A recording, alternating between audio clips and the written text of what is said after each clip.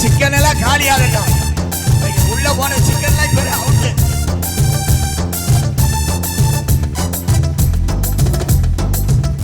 ஏமா பின்னாடி நிறைய பேர் சும்மா நின்றுட்டு இருக்கிறீங்க. உங்களை ஃபர்ஸ்ட் ரூக்கு வர சொல்லிடுவோம் நாங்க, சும்மா நின்று இருந்தீங்கன்னா. அதனால எல்லாரும் சேர்ந்து கையை தட்டி உற்சாகமா ஆடி பாடணும். இது வந்து யூத் மீட்டிங், புரியுதா? இது கன்வென்ஷன் மீட்டிங் அல்ல. என்ன மீட்டிங் இது? என்ன மீட்டிங் சொல்லுங்க தம்பி, என்ன சொல்லுங்க? அவருக்கு என்ன குதி குதிச்சிட்டு இருக்காரு? அவருக்கு பல்லெல்லாம் போயிட்டு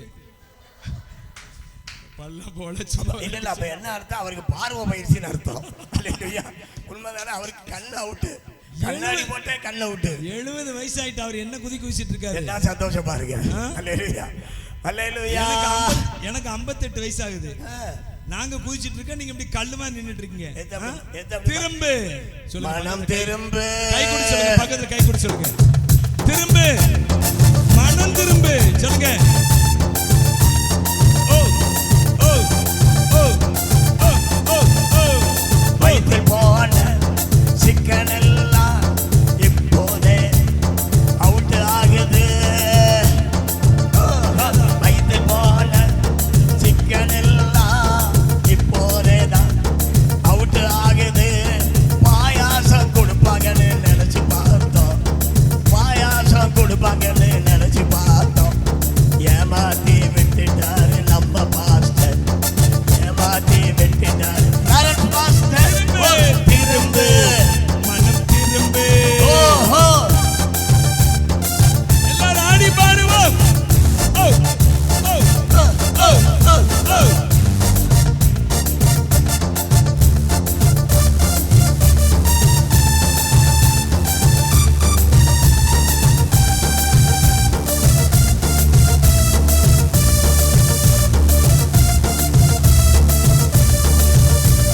பேஸ்புக் பார்க்கும் அருமை தம்பி, இயேசு இருக்கின்றார் உன்னை நம்பி. Facebook பார்க்கும் அருமை தங்காய், இயேசு இருக்கிறார் உன்னை நம்பி. இன்ஸ்டாகிராமில் மூழ்கி விட்டாயோ? உன்னை குறித்த இயேசுவின் புரோகிராமை மறந்து விட்டாயோ? இன்ஸ்டாகிராமில் மூழ்கி விட்டாயோ? உன்னை குறித்த இயேசுவின் புரோகிராமை மறந்து விட்டாயோ? திரும்பு, மனம் திரும்பு. எங்க தெரிஞ்சு பிள்ளைங்க தான் ஆடுதுங்க. ஓ ஓ ஓ ஓ ஓ, கொஞ்சம் இப்படி ஆடுவோம்.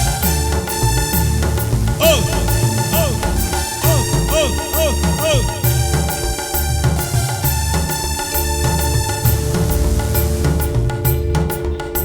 இயேசு இயேசு இயேசு இயேசு இயேசு ராஜாவே. ஓ, இயேசு இயேசு இயேசு இயேசு இயேசு ராஜாவே. எல்லாரும் இயேசு இயேசு இயேசு இயேசு இயேசு ராஜாவே. இயேசு இயேசு இயேசு இயேசு. இயேசு ஐயா, இயேசு ஓஹோ, இங்கே வந்து இருக்கிறார். எல்லாரும் இயேசு, நம்ம இயேசு நம்மத்தில் உலாவிக் கொண்டிருக்கிறார். திரும்பு, மனம் திரும்பு.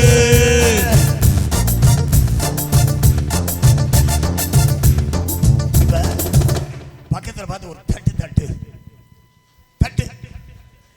ஆமா, சாத்தான வெட்டுறது மாதிரி வெட்டு இல்லாட்டி ஒரே வெட்டு. அல்லேலூயா. ஆமா, ஆன்லைன்ல இதெல்லாம் கட்டு தட்டு பட்டு பட்டு. பட்டு. இப்ப எத்தனை பேர் ஆராதனை நேரத்தில் செல் எடுத்துக்கிட்டு வெளியே போவீங்க? சொல்லுவாங்களா? சொல்லுவாங்களா? இதை சொல்லுவாங்களா? ஆராதனை நேரங்களில் செல்லை எடுத்துக்கொண்டு வெளியே ஓடாது. சொல்லுங்க பக்கத்துல பார்த்து. செல்லை எடுத்துக்கொண்டு வெளியே ஓடாத. சொல்லுங்க, ஆராதனை நேரங்கள்ல செல்லை எடுத்துட்டு, என் செல்ல தம்பி, என் செல்ல தங்கச்சி, வெளியே ஓடாத, வெளியே ஓடாத. சபைக்கு உன்னை நீ ஓடுறத எல்லாரும் பார்ப்பாங்க. நீ ஓடுறத அவங்க பார்த்து இடறலானா கல்லால் கட்டப்பட்டு, சொல்லு, ஏந்திர கல்லால் கட்டப்பட்டு கடலுக்கு அடியில ஆண்டவரே தூக்கி போட்டுருவாராம். தம்பி, ஒழுங்கா செல்ல ஆஃப் பண்ணிட்டு கர்த்தருடைய சொல்ல கேட்க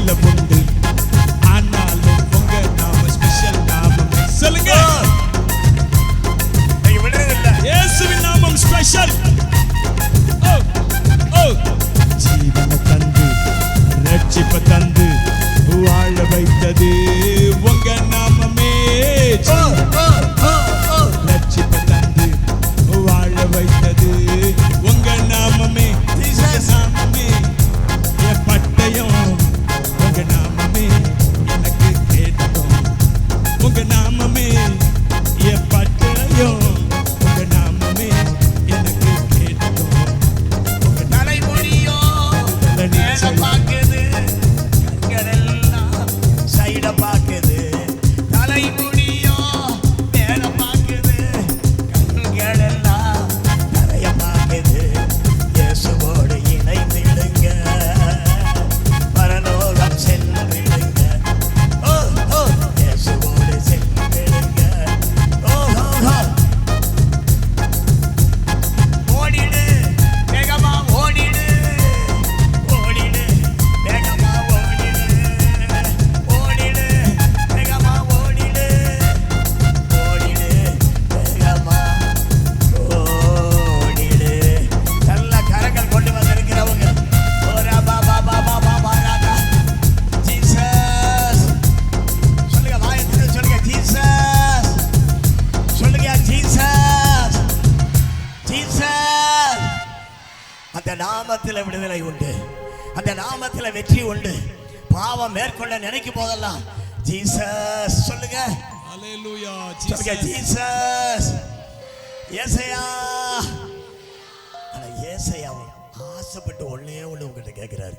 பக்கத்துல வச்சு சொல்லுங்க, ஏசப்பா ஆசையா உங்ககிட்ட ஒண்ணே ஒண்ணுதான் கேட்கிறாரு. அது என்னதுப்பா? சொல்லுங்க, என்னது?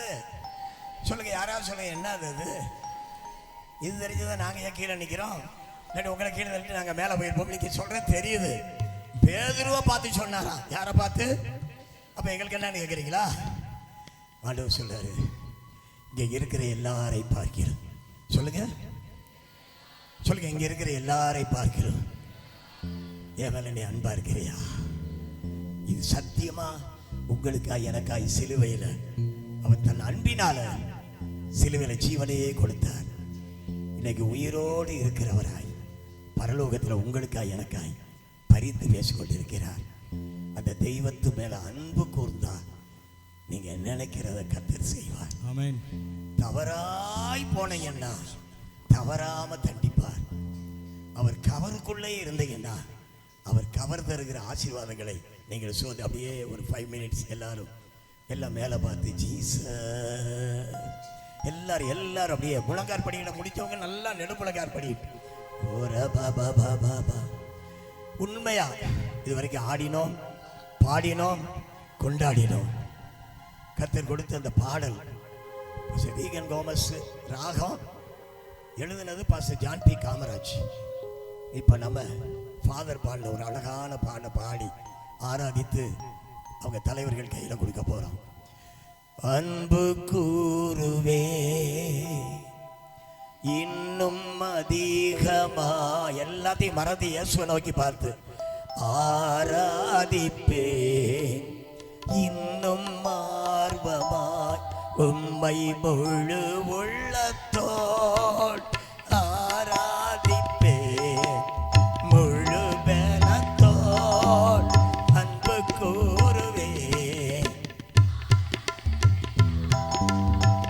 Thank you அப்பா. Father, we thank you. Oh, oh, oh, oh.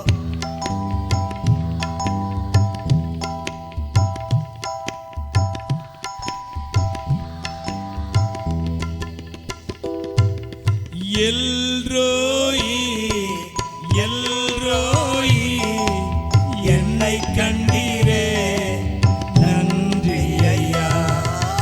எல்ரோயி உங்களை என்னை பார்க்கிற ஒரு தெய்வம் உங்க வாழ்க்கையை செழிக்க செய்வார், உங்க வாழ்க்கையை மேன்மைப்படுத்துவார். அவர் உங்களை பார்க்கிறாரு, உங்க இருதயத்தை பார்க்கிறாரு. என் மகனே, என் மகளே, உங்களை ஆசீர்வதிப்பதற்கு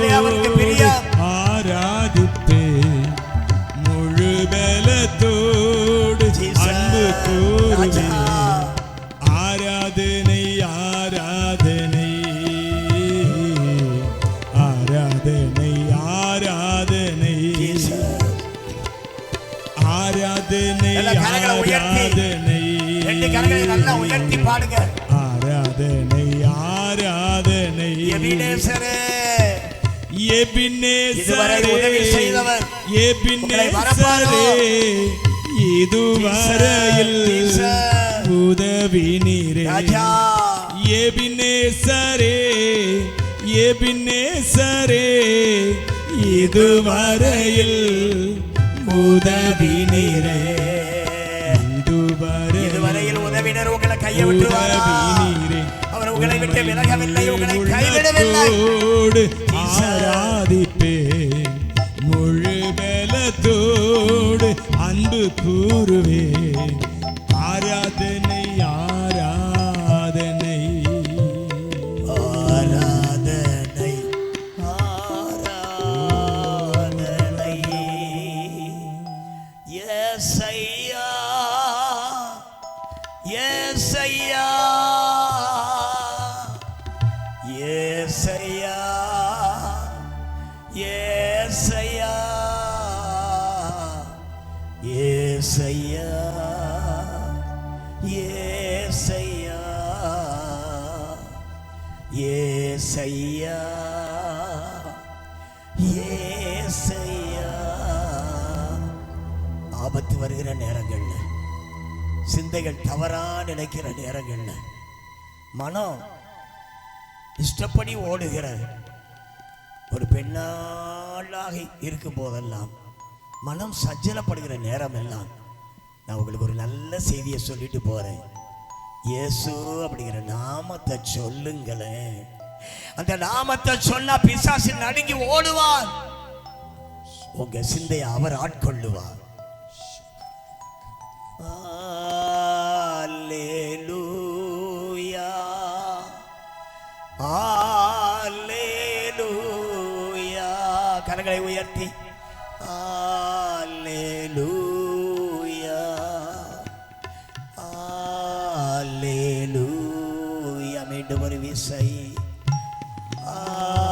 அல்லேலூயா அல்லேலூயா அல்லேலூயா அல்லேலூயா. இயேசு கிறிஸ்துவின் நல்ல நாமத்தில் பிதாவே, ஆமென் ஆமென். நல்ல கரங்கள் கொண்டு வந்திருக்கிறவங்க கரங்களை தட்டி, இப்ப இப்படி கரங்களை தட்டுங்க. பக்கத்தில் இருக்கவங்கள பார்த்து தட்டுங்க தட்டுங்கம்மா. ட்ராக் மாறிடாதீங்க, அந்த பக்கம் தட்டிடாதீங்க. அதுக்கு இடையில கேப் விட்டுருக்கோம். இல்லையா? கர்த்தர் உங்களை ஒவ்வொருவரையும் ஆசீர்வதிப்பாங்க. உங்க ஓன் சீட்டில் போய் உட்காந்துக்கங்க. எல்லாரும் அப்படி கொஞ்சம் சேரை கரெக்டாக எடுத்து போட்டு தாறுமாறாக உட்காராதீங்க. கொஞ்சம் கரெக்டாக எடுத்து போட்டு உட்காருங்க. Praise the Lord.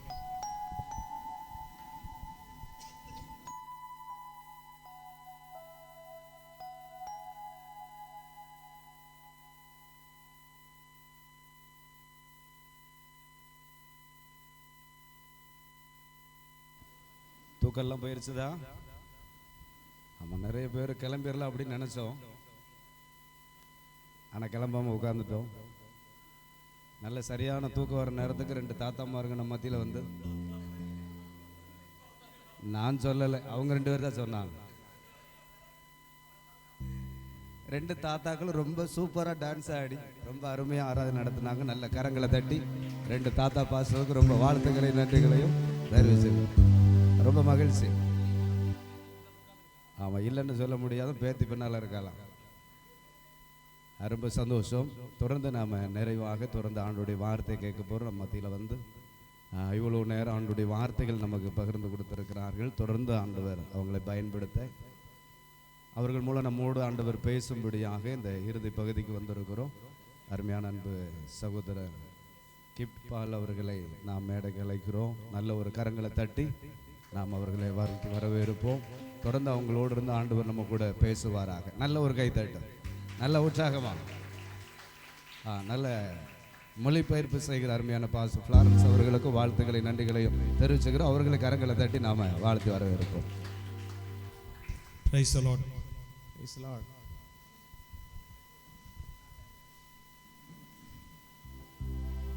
So I think everyone, there's no sleep right today. இல்லை தூக்கம் போயிடுச்சுல. எல்லாருக்கும் தூக்கம் போயிருக்கும்னு நினைக்கிறேன். அப்படி ஒன்று வந்துச்சா அப்படின்னு கேட்குறீங்களா? உங்கள் முகத்தில் அப்படி தான் பார்த்தா அப்படி தான் தெரியுது. அப்படின்னு வரவே இல்லை எங்களுக்கு. Nice food. அப்படிதானா? We all had nice food. சாப்பாடை ரசிச்சு சாப்பிட்டீங்களா? Yes or no? சரி, right. Okay, continuing to the word of God. நம்ம ஆண்டவருடைய வார்த்தைக்கு திரும்பமாக தொடர்ச்சியாக செல்வோம். So living godly in an ungodly world. Living இந்த உலகத்தில் காட்லியா அன்காட்லி வேர்டில் காட்லியா நாம் வந்து தெய்வீக தன்மையுடையவர்களாக தெய்வீக தன்மையை அற்ற இந்த உலகத்தில் நாம் வாழ்ந்து கொண்டிருக்கிறோம், வாழப்போகிறோம். So we are living godly in an ungodly world.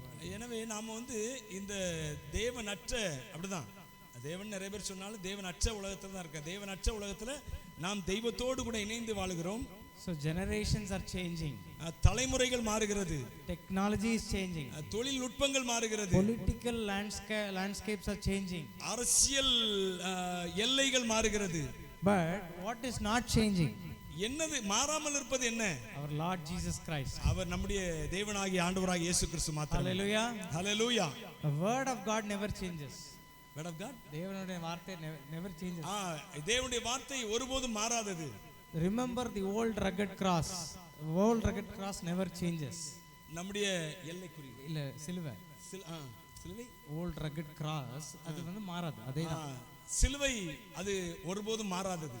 Gospel never changes. சுவிசேஷம் ஒருபோதும் மாறாதது. Blood of Christ never changes. இயேசு கிறிஸ்துவின் இரத்தம் ஒருபோதும் மாறாதது. Heaven and hell never changes. பரலோகமும் நரகமும் ஒருபோதும் மாறாதது. So it is always the same. அது எப்பொழுதும் ஒன்று போலவே இருக்கிறது. People are born, people may die. ஒருவேளை மக்கள் பிறக்கலாம், அநேக மக்கள் செத்து போகலாம். But whatever that is written in the word of God is the same. தேவனுடைய வார்த்தையாக இந்த வேதத்தில் எழுதப்பட்ட வார்த்தைகள் எல்லாம் ஒருபோதும் மாறாமல் அப்படியே இருக்கிறது. He is the God of yesterday, today and tomorrow. அவர் நேற்றும் இன்றும் என்றும் மாறாத நம்முடைய தேவனாய் இருக்கிறார். Amen. அல்லேலூயா. கைதட்டி ஆண்டவரை ஸ்தோத்திரம் பண்ணுவோம். Hallelujah. So when we read John chapter 3 verse 16, யோவான் எழுதின சுவிசேஷத்துல 3ஆம் அதிகாரம் 16ஆம் வசனத்துல நாம் வாசிக்கிறோம். it's a very familiar verse. அது ரொம்ப எல்லாருக்கும் அறிமுகமான, எல்லாருக்கும் தெரிந்த ஒரு வசனம். தேவன் தம்முடைய ஒரே பேரான குமாரனை விசுவாசிக்கிறவன் எவனோ அவன் கெட்டு போகாமல் நித்திய ஜீவனை அடையும்படிக்கு அவரை தந்தொருளி இவ்வளவாய் உலகத்தில் அன்பு கூர்ந்தார். So why he has loved us so much? The reason is he has sent his own son just because of us. எப்படி அவர் நம்மேல் அன்பு கூர்ந்தார்? அவருடைய சொந்த குமாரனை அனுப்பி நம்மேல் அன்பு கூர்ந்தார். அவருடைய அன்பு நம்முடைய சொந்த குமாரனை அனுப்பினதினாலே அது எவ்வளவு பெரிய அன்பு என்பது வெளிப்பட்டிருக்கிறது. So but there is a condition there. ஆனால் ஒரு நிபந்தனை அங்க இருக்கிறது. Only if you believe, அவரை நம்பினால், அவரை விசுவாசித்தால் மாத்திரமே you shall not perish but have everlasting life. அழிந்து போகாமல் நித்திய ஜீவனை அடைவான். So you have to believe. நீங்கள் நம்ப வேண்டும். So what is the main thing nowadays? There is no belief in the world. என்ன இன்னைக்கு நடக்கிற ஒரு காரியம் என்னன்னா, உலகத்துல நம்பிக்கை என்பது வெகுவாக குறைந்து போய்விட்டது. And as we have seen in the previous things, when we see about sin, பாவத்தை குறித்து, when we see in Romans 6:23, பாவத்தை குறித்து ரோமன் 6ஆம் அதிகாரம் 23ஆம் வசனம் சொல்கிறது, பாவத்தின் சம்பளம் மரணம், தேவனுடைய கிருபை வரமோ நம்முடைய கர்த்தராகிய இயேசு கிறிஸ்துவினால் உண்டான நித்திய ஜீவன். So when you sin, the wages of sin is death.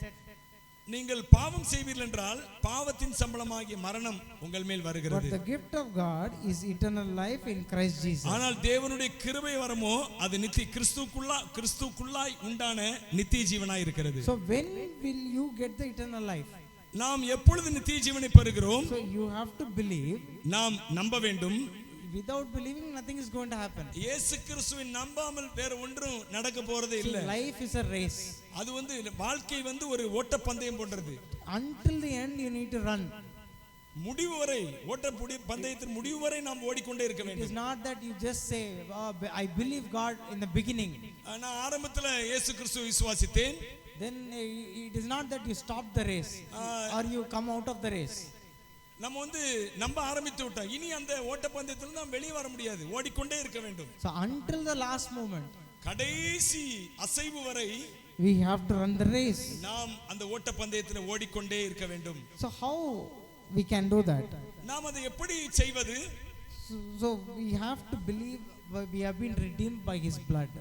நாம் இயேசு கிறிஸ்துவின் இரத்தத்தால புதிதாக பிறந்திருக்கிறோம் நாம. So when we read Colossians chapter 1 verse 4, நாம் கொலோசியர் 1ஆம் அதிகாரம் 14ஆம் வசனத்தை நாம் வாசிக்கும் பொழுது 14 அவருக்குள் அவருடைய இரத்தத்தினாலே பாவ மன்னிப்பாகிய மீட்பு நமக்கு உண்டாயிருக்கிறது. So because of his blood, அவருடைய இரத்தத்தினாலே we have been redeemed by his blood.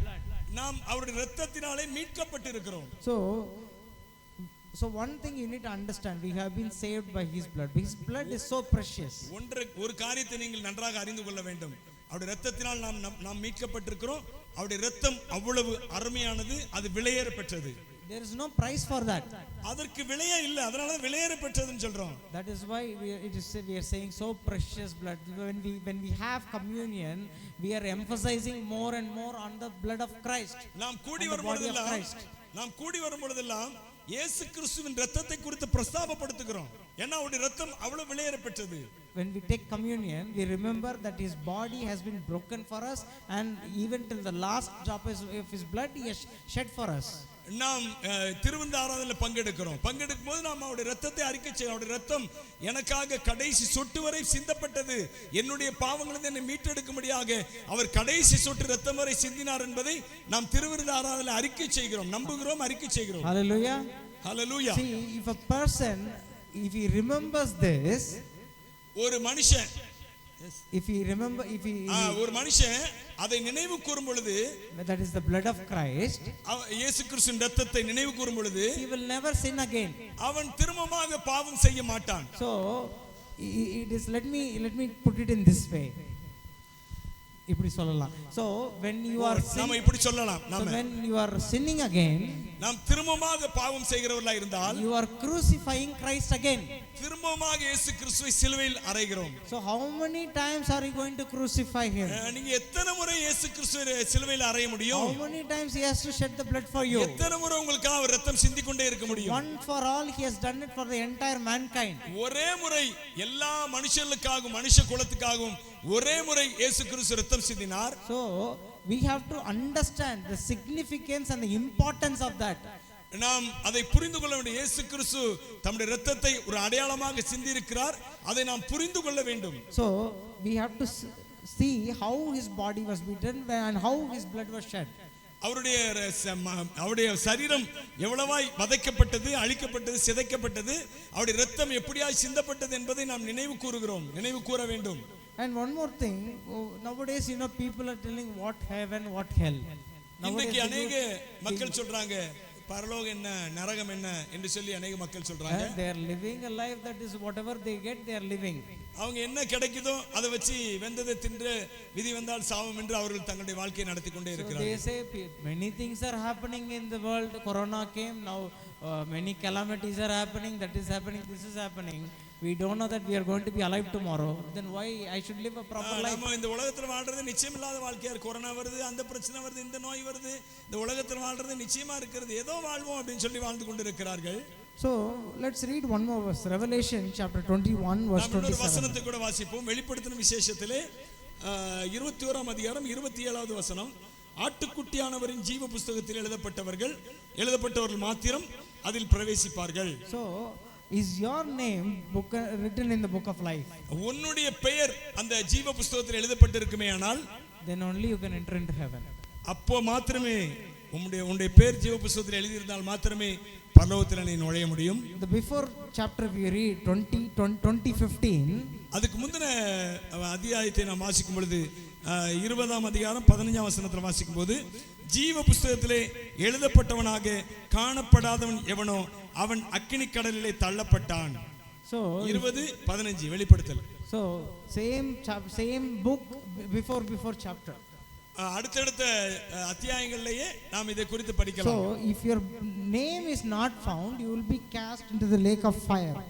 உன்னுடைய பெயர் அந்த ஜீவ புஸ்தகத்துல காணப்படாவிட்டால் நாம் பரலோகத்திலிருந்து தள்ளப்படுவோம். So today I wanted to pose you a question. I want to ask you a question. ஒரு கேள்வி உங்களை கேட்க விரும்புகிறேன். Are you truly washed in the blood of Christ? நீங்க எல்லாரும் உண்மையாவே இயேசு கிறிஸ்துவின் இரத்தத்தால் கழுவப்பட்டிருக்கிறீர்களா? Is your name written in the book of life? உங்களுடைய பெயர் அந்த ஜீவ புஸ்தகத்தில் எழுதப்பட்டிருக்கிறதா? So how can I live a holy life? That is what we are going to see. நான் எப்படி ஒரு பரிசுத்த வாழ்க்கையை வாழ முடியும்? So that is what we are going to see today. நாம அதை குறித்து தான் இன்றைக்கு பார்க்க போகிறோம். So I hope the food will not cause any disturbance today, the sleep. நீங்க சாப்பிட்ட சாப்பாடு நிச்சயமா ஒரு தூக்கத்தை கொண்டு வராது என்று நம்புகிறேன். Maximum I will try to increase my voice. நான் என்னுடைய குரலை அதிகமாக உயர்த்த பிரயாசப்படுகிறேன். So please bear with me. We'll finish very quickly. நான் என்னால முடிந்த அளவுக்கு எவ்வளவு சீக்கிரமா முடிக்க முடியுமோ அவ்வளவு சீக்கிரமா முடித்து விடுகிறேன். Okay. Okay. So living a godly life. தெய்வீக ஒரு வாழ்க்கை, தேவனோடு இணைந்த ஒரு வாழ்க்கை வாழ்வோம். So when we already read this verse, 1 Corinthians chapter 6 19-20. நாம் ஏற்கனவே இந்த வசனத்தை வாசித்தோம். 1 கொரிந்தியர் 6ஆம் அதிகாரம் 19 முதல் 20வது வசனத்தை வரை வாசிச்சோம். உங்கள் சரீரமானது நீங்கள் தேவனாலே பெற்றும் உங்களில் தங்கியும் இருக்கிற பரிசுத்த ஆவியினுடைய ஆலயமாய் இருக்கிறது என்றும் நீங்கள் உங்களுடையவர்கள் அல்லவென்றும் அறியீர்களா?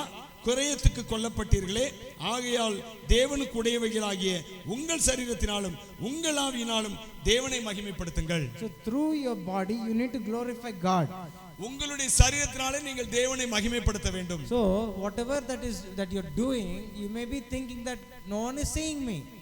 Thinking that no one is seeing me in this world. அதாவது நீங்க எதை செய்தாலும் இந்த உலகத்துல ஒருத்தரும் என்ன பார்க்கலன்னு சொல்லி நீங்க செய்யலாம். But remember, there is a day when we read in Romans chapter 2 verse 16. ரோமர் 2ஆம் அதிகாரத்துல 16ஆம் வசனம் சொல்கிறது, என் சுவிசேஷத்தின்படியே தேவன் இயேசு கிறிஸ்துவை கொண்டு மனுஷருடைய அந்தரங்கங்களை குறித்து நியாய தீர்ப்பு கொடுக்கும் நாளிலே இது விளங்கும். Every secret that you do will come out one day. நீங்கள் செய்கிற ரகசியமாய் செய்கிற ஒவ்வொரு காரியமும் ஒரு நாள்ல வெளியரங்கமாக கொண்டு வரப்படும். You may think I am doing a sin, I am doing everything somewhere in some part of the world. நான் உலகத்துல அங்க எங்கேயோ ஒரு மூலையில நான் ஒரு பாவத்தை செஞ்சேன், அது யாரு பார்த்திருக்க போகிறா என்று சொல்லி நீங்கள் நினைக்கலாம் அல்லது சொல்லிக் கொள்ளலாம். But God is seeing that. ஆனால் கர்த்தர் அதை பார்த்து கொண்டிருக்கிறார். And he is expecting something. அவர் உன்னிடத்திலிருந்து ஒரு சில காரியங்களை எதிர்பார்க்கிறார். He has purchased you with his blood. அவர் தன்னுடைய இரத்தத்தினாலே உன்னை விலைக்கிரயமாய் வாங்கி இருக்கிறார். Even before you were born, in your mother's womb, he has chosen you.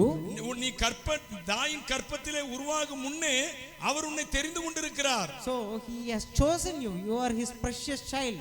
நீ அவரால் தெரிந்து கொள்ளப்பட்டவள். நீ ஒரு அபூர்வமான, அவர் கண்களிலே ஒரு அபூர்வமான ஒரு குழந்தை. So what he expects is, அவர் உன்னிடத்தில் என்ன எதிர்பார்க்கிறார்? to be loyal to him, to follow his instructions. அவருக்கு உண்மையுள்ளவனாக நன்றி உள்ளவனாக இரு என்பதை எதிர்பார்க்கிறார். So whatever, there are many things in the world. இந்த உலகத்தில் நிறைய காரியங்கள் இருக்கிறது. There are many people going towards destruction.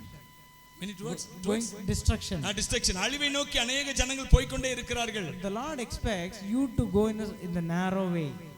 கர்த்தர் உன்னை ஒரு நெருக்கமான இடுக்கமான வழியிலே நுழைந்து அதன் வழியாய் போக வேண்டும் என்று கர்த்தர் விரும்புகிறார். And that is not the only thing. அது மாத்திரமல்ல, you have to save as many people as possible. நீங்க அநேகரை அக்கினி நின்று இழுத்து விடுகிறவர்களாய், தப்பிக்க வைக்கிறவர்களாய் நீங்க மாற வேண்டும் என்று கர்த்தர் விரும்புகிறார். So I will say 7 points and I will close. நான் ஒரு 7 பாயிண்ட்ஸ் கொடுத்து நான் கடந்து போகிறேன். Okay, I will finish. That's it. அதுக்கு அப்புறம் நான் முடிச்சிருவேன். Okay, so how your victory is in you. உன்னுடைய வெற்றி உனக்குள்ள இருக்கிறது. So how we can say that? அதை எப்படி நாம சொல்லலாம்? So you need to be truly born again. முதலாவது நீ திரும்பமாய் மறுபடியும் பிறக்க வேண்டும். If you are not truly, you believe that God is a son, Jesus is the son of God, he has come down and he has died for you. இயேசு கிறிஸ்து உனக்காக பரலோகத்தை விட்டு இறங்கி வந்தார், இந்த பூமியில பிறந்தார், தன்னுடைய ஜீவனை கொடுத்தார் என்பதை நீ முதலாவது நம்ப வேண்டும். And after believing, you need to know that, I mean, you need to be born. The old man should die and a new man should be arise from you. நீ அதை நம்புமா என்றால் நீ மறுபடி பிறந்த ஒரு மனுஷனாய் மாறுகிறாய், ஒரு புதிய மனுஷனாய் So மாறுகிறாய். that is what when we take baptism, the old man is buried and the new man we raise as a new man. ஞானஸ்நானத்தின் மூலமாக உன்னுடைய பழைய மனுஷன் செத்து புதிய ஒரு மனுஷனாக அல்லது மனுஷியாக நீ வெளியே So வருகிறாய். you are being born as a new man in your physically and spiritually. நீ ஞானஸ்நானம் எடுத்து ரட்சிக்கப்பட்டு ஞானஸ்நானம் எடுத்து வெளியே வரும்போது பழைய மனுஷன் இருந்து ஆவியில நீ புதிய மனுஷனாய் பிறக்கிறாய். So Lord is in you now. The Lord is in you. கர்த்தர் உனக்குள்ளே இருக்கிறார். So there is a light, the darkness has gone. உனக்குள்ளாய் வெளிச்சம் வந்து விட்டது, So darkness இருள் அகன்று விட்டது. So you need to maintain the darkness. நீ Sorry, அந்த the light.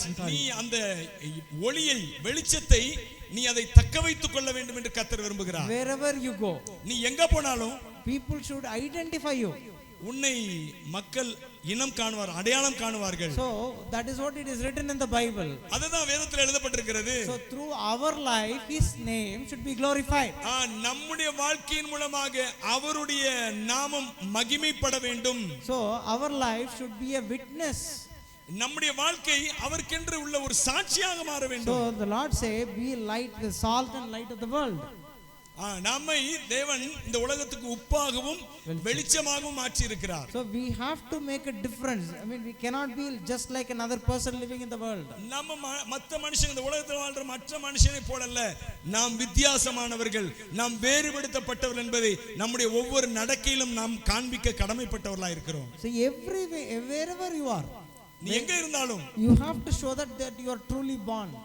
நீ எங்க இருந்தாலும் நீ மறுபடியும் பிறந்தவன் என்பதை காண்பிக்க வேண்டும். So I will tell you one example. நான் ஒரு உதாரணத்தை உனக்காக சொல்ல விரும்புகிறேன். See, I have driven in many places. So I have driven my car in many places. நான் நிறைய இடங்களுக்கு என்னுடைய காரை ஓட்டி செல்கிறேன். Driving in Tirunelveli is very difficult. திருநெல்வேலியில கார் ஓட்டுவது என்பது அது ரொம்ப கஷ்டமான காரியம். It is easy to get angry. கோவம் வரும் யாருக்குனாலும். அந்த டென்ஷன்ல அதிகமா கோபம் இருக்குது கார் ஓட்டும் போது இருக்கிற அந்த டென்ஷன்ல. Even though you go very correctly in a very controlled speed, people will come from here, buffalo will come from here. What to do? நம்ம எவ்வளவு கண்ட்ரோலான ஒரு ஸ்பீட்ல போனாலும் சரி, திடீர்னு அங்கேருந்து ஒருத்த வாரம், இங்கேருந்து ஒருத்த வாரம், அங்க ஒண்ணு வருது, இங்க ஒண்ணு வருது, அது கோபத்தை உண்டாக்குகிறது. But also you need to be careful. ஆனாலும் நீங்க அந்த நேரத்திலே கவனமா இருக்க வேண்டியது அவசியமா இருக்கிறது. Even though some people may come against us, we have to be a child of God. நமக்கு எதிராக ஒரு சிலர் வந்தாலும் நம்ம ஆண்டவருடைய பிள்ளை என்பதை அந்த நேரத்தில் நாம் நினைவு கொள்ள வேண்டும். Suppose if you just what you say lower the window and shout on that guy, nothing is going to happen. He will come again to fight with you.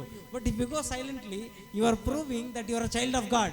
நம்ம ஜன்னலை திறந்து நாம ஒருத்தனை திட்டுனாலும், ஏதோ குறுக்க வந்தவனை திட்டுனாலும் அதனால நமக்கு பிரச்சனை தான் வரப்போகுது. நம்ம அதை விட அமைதி காத்து மௌனமா போயிடலாம். Then you are a child of God.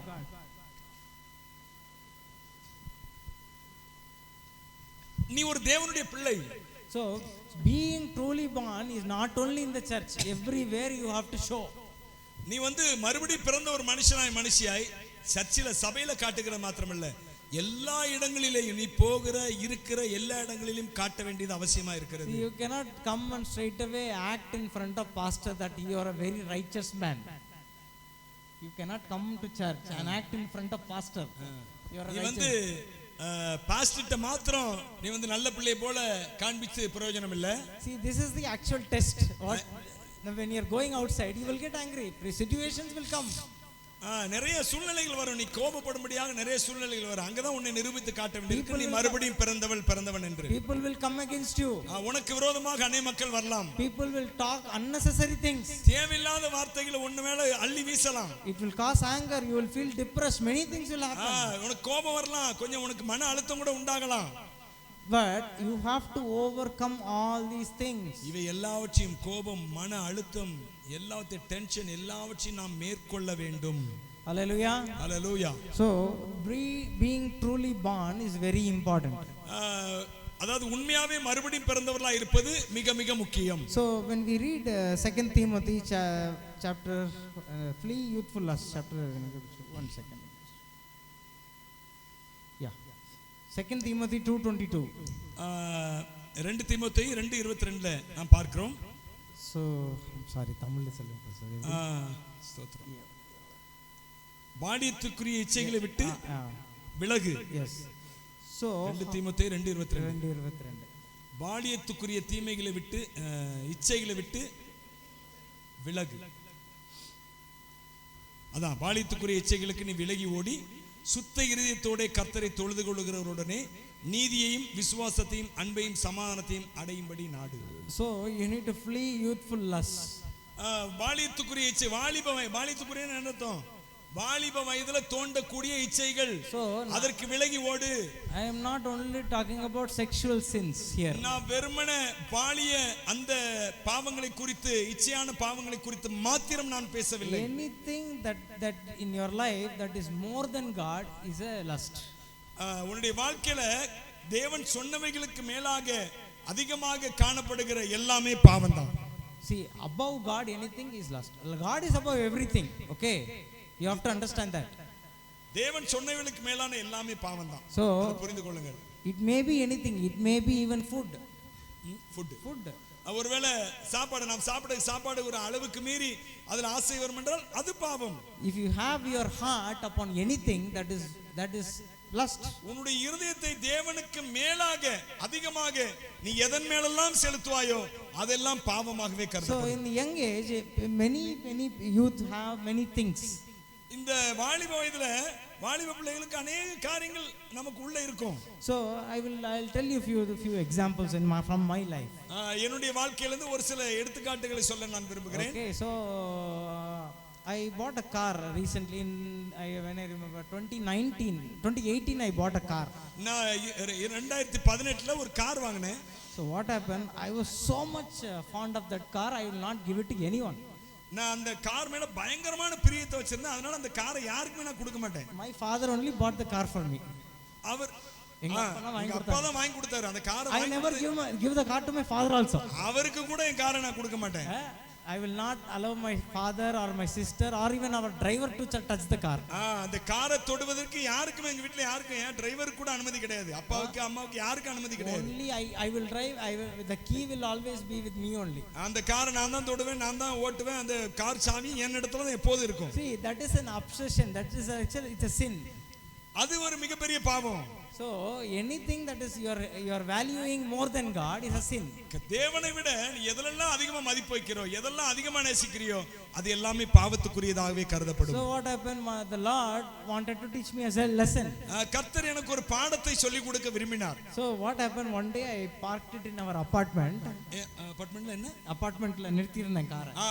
நான் ஒரு நாள்ல என்னுடைய காரை வந்து அபார்ட்மெண்ட்ல நிறுத்தி இருந்தேன். So what happened, one big stone fell from the roof. ஒரு பெரிய கல்லு மேல ரூஃப்ல இருந்து, அந்த அபார்ட்மெண்ட் ரூஃப்ல இருந்து ஒரு பெரிய கல்லு கார் மேலயா? ஆமா, கார் மேலே விழுந்துட்டு and the car completely got crushed. அந்த கார் சுத்தமாக நசுக்கப்பட்டது. Fully crushed. ஃபுல்லா நசுக்கப்பட்டு விட்டது car. Then what to do? என்ன செய்ய முடியும்? Nothing happened. ஒண்ணும் செய்ய முடியாது. We are only thankful that we are not in that car. நான் அந்த காருக்குள்ள இல்லையங்கறதுக்கா கர்த்தருக்கு நன்றி செலுத்துறதை தவிர வேற ஒண்ணுமே சொல்ல முடியாது. So then my parents told me, son, don't put your heart on anything. அப்புறம் என் பெற்றோர்கள் சொன்னாங்க, உன்னுடைய இருதயத்தை வேற எது மேலயும் வைக்காதப்பா அப்படின்னு சொன்னாங்க. God will give you everything in his time. அவருடைய கர்த்தர் குறிப்பிட்ட நேரத்துல, அந்தந்த நேரத்துல அவர் உனக்கு தேவையான எல்லாவற்றையும் கர்த்தர் தருவாரு. Then after that I sold the car and bought another car last year. அதுக்கப்புறம் அந்த காரை வித்துட்டு நான் போன வருஷத்துல தான் இன்னும் வேற ஒரு புதிய கார் வாங்கினேன். After that I don't have anything like that. I give whatever, whenever somebody comes and asks, I give the key. அதுக்கப்புறம் அந்த மாதிரி கண்ட்ரோல்ல நான் வைக்கிறது இல்ல காரை. இப்போ யாரு காரை கேட்டாலும் அவங்க கையில கொடுத்துறது. நாங்க பாஸ்டர், நாங்க ஊருக்கு வந்தா கண்டிப்பா. So it is like that. அவ்வளவுதான். So you cannot have anything more than God. கர்த்தருக்கு மேலாக நாம் எதையுமே வைக்க கூடாது. So that is what means fleeing. It is not only sexual sin or lust, but also anything that is greater than God. பாலிய இச்சைகளை மாத்திரமல்ல வேற எதையும் தேவனுக்கு மேலாக வைத்தாலுமே அது பெரிய பாவமாகவே You கருதப்படும். have to run away from the place. I don't அந்த want to be காரியத்தை there. விட்டு தேவனுக்கு மேலாக எதை நீ வைக்கிறாயோ அதை விட்டு நீ ஓட வேண்டும். So there are many places where they value some things more than God.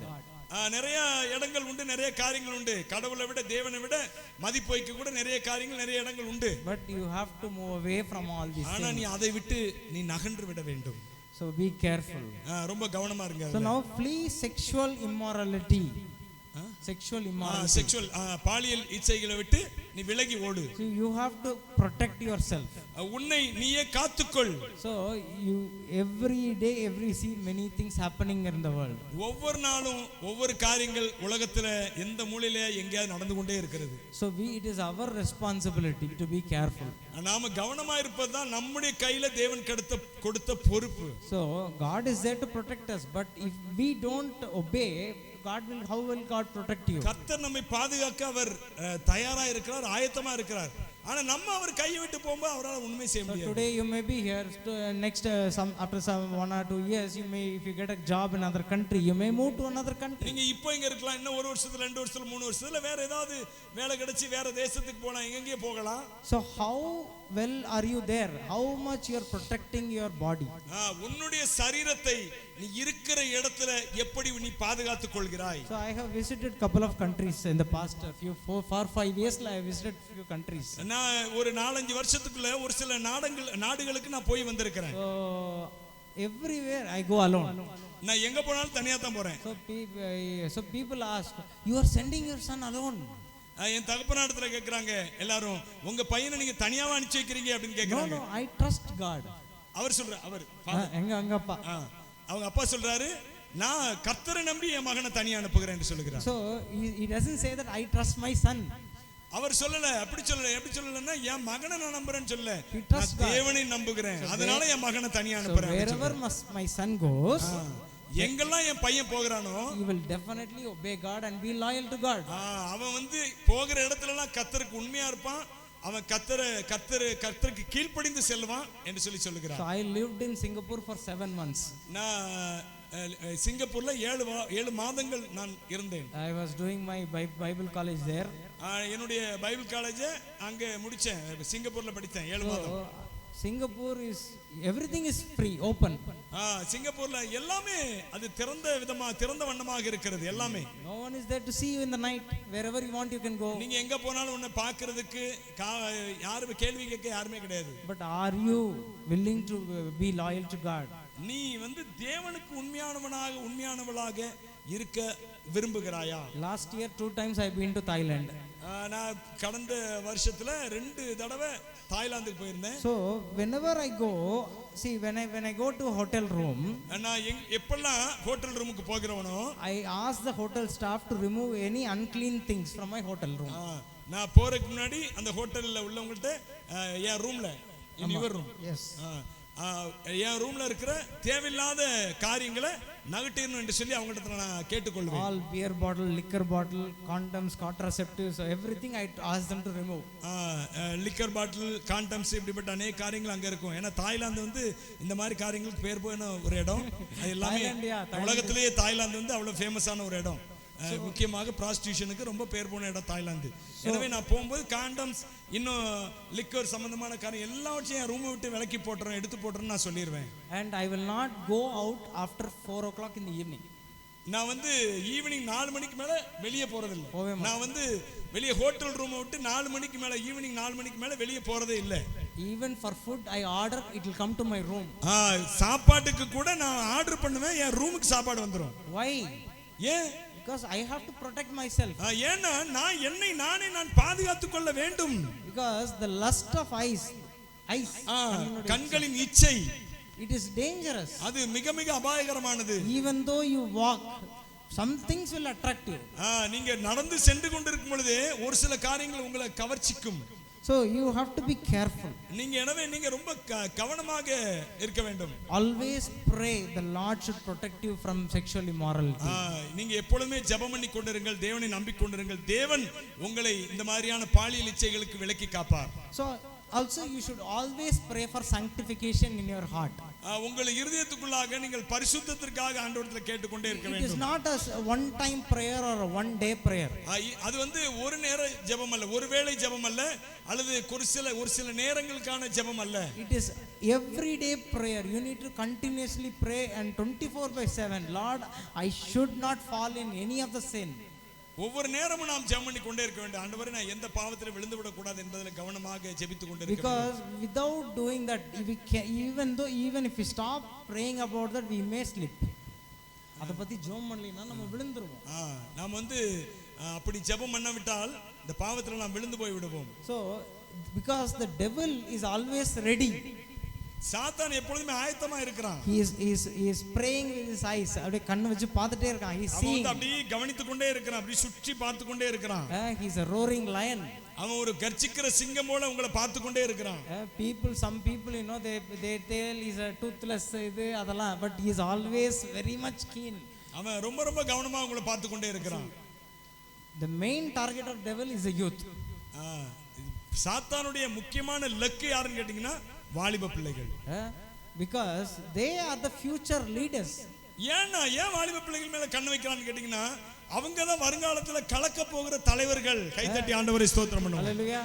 நீங்க தான் not only in the world but also spiritually they'll be great servants of God, prophets and all. இந்த உலகத்துல கலக்கிறவர்கள் மாத்திரம் அவங்க தான் தீர்க்கதரிசிகளா வர போறாங்க, அவங்க தான் அப்போஸ்தலர்களா வர போறாங்க, அவங்க தான் தேவனுக்கான பெரிய காரியங்களை செய்ய போறாங்க. And God has a great plan of each and every one of them. அவர்கள் ஒவ்வொருவர் மேலும் கர்த்தர் மிகப்பெரிய அழைப்பை வைத்திருக்கிறார். The devil does not want the things of God to happen in their life. தேவனுடைய காரியங்கள் உங்க வாழ்க்கையில நடக்க கூடாது என்பதில பிசாசு மிக மிக கவனமா இருக்கிறார். So we need to always pray, Lord sanctify me, Lord protect me, I should be under your blood. நாம் எப்பொழுதுமே தேவனிடத்தில் ஜெபித்துக் கொண்டிருக்க வேண்டும். ஆண்டவரே, என்னை பாதுகாத்துக் கொள்ளுங்க, என்னை பரிசுத்தப்படுத்துங்க, நான் எப்பொழுதும் உம்முடைய கரத்தில் இருக்க விரும்புகிறேன் என்பதை தேவனிடத்தில் அறிக்கை செய்து கொண்டே இருக்க வேண்டும். So the evil is all throughout the world. பிசாசு அவன் எங்கும் இந்த உலகம் முழுக்க அவன் பரவி கிடக்கிறான். So it is your responsibility to move away from the world. உங்களுடைய பொறுப்பு என்னன்னா இந்த உலகத்துல இப்படிப்பட்ட இச்சையான காரியங்களை விட்டு விலகி ஓடுவது. And whenever sin you get a chance, but you have to go away. உங்களுக்கு வாய்ப்புகள் வரலாம், ஆனால் ஒரு நாள் நீங்கள் உங்கள் நிலைமையை விட்டு இறங்கி போய்விட கூடாது. So you may ask how. You may ask how. நீங்க ஒருவேளை கேட்கலாம் எப்படி அப்படினு. Now you are a good person here. நீங்க இங்க எப்படி இருக்கீங்களோ நல்ல ஆட்களா இருக்கோங்க.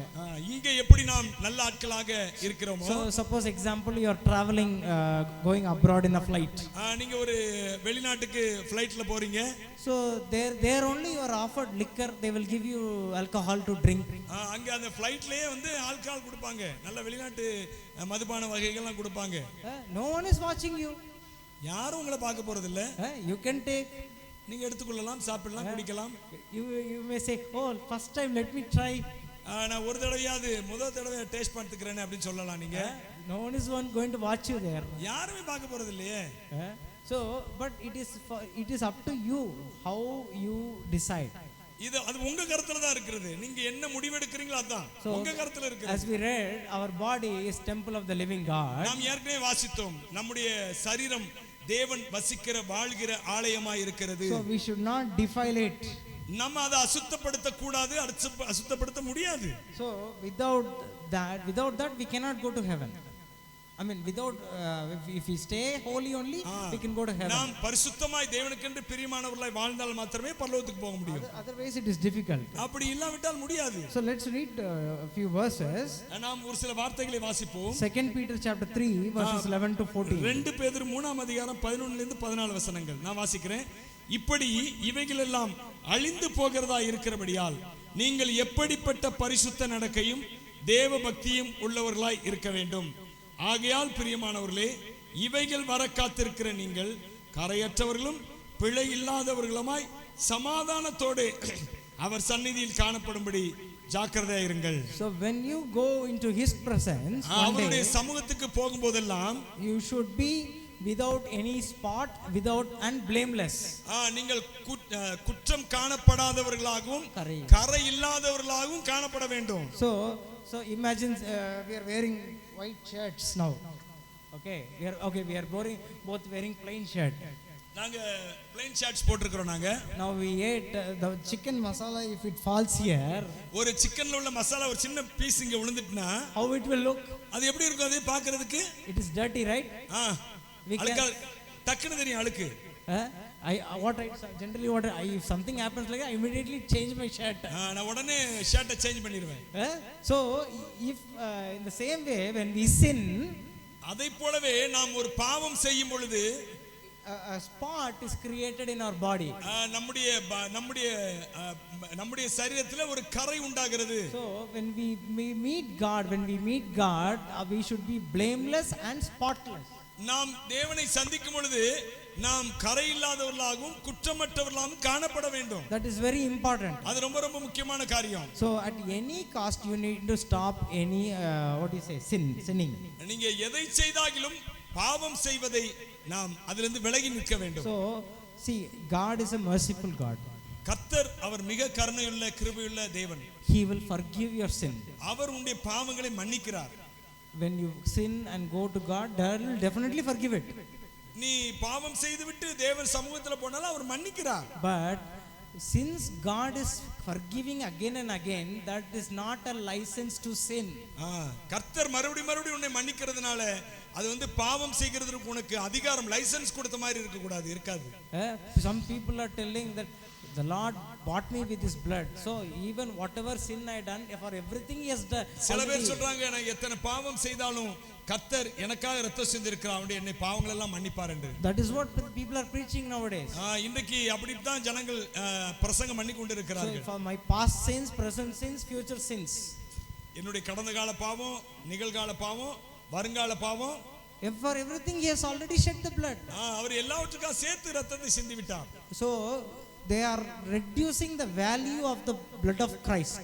அவர்கள் இயேசு கிறிஸ்துவின் இரத்தத்தின் வல்லமையை, மகிமையை, மதிப்பை குறைக்கிறார்கள். So for you and me he shed his precious blood. அவர் உனக்காகவும் எனக்காகவும் தன்னுடைய விலையேறப்பட்ட இரத்தத்தை சிந்தினார். You have to understand that. நீங்க அதை புரிந்து கொள்ள வேண்டும். So forgiveness is okay, God will forgive you, but that is not a license to sin. மன்னிப்பு என்பது உண்மை, கர்த்தர் உங்களை மன்னிக்கிறார் என்பதும் உண்மை. ஆனால் அதை நாம் பாவம் செய்வதற்கான ஒரு லைசென்ஸ் ஆக கொள்ளக்கூடாது. Hallelujah. Hallelujah. So the next one is read God's word daily. தினந்தோறும் தேவனுடைய வார்த்தைகளை படியுங்கள். So without the word of God there is nothing. தேவனுடைய வார்த்தை இல்லாம ஒண்ணுமே இல்லை. See, some Christians they tell the Lord is not talking to me. சில கிறிஸ்தவர்கள் சொல்லுகிறாங்க கர்த்தர் என் கூட பேச மாட்டேங்கிறார் என்று சொல்லுகிறாங்க. Even though I pray there is no answer. நான் என்னதான் ஜெபம் பண்ணாலும் ஒரு பதிலே இல்லை.